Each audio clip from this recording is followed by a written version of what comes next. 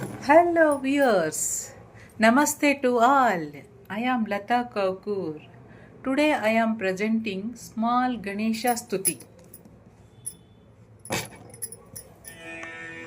Agaja Anana Padmarkam Gajanana Maharnisham Anekadantam Bhaktanam एकदन्तमुपास्महे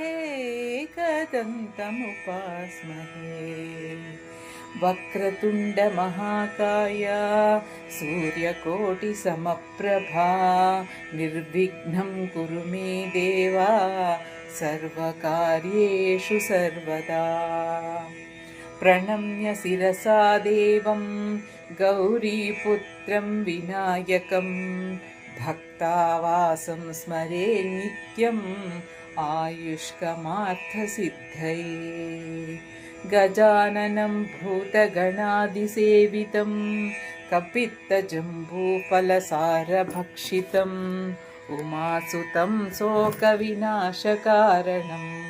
Namami विघ्नेश्वरपादपङ्कजम् Hare Srinivas.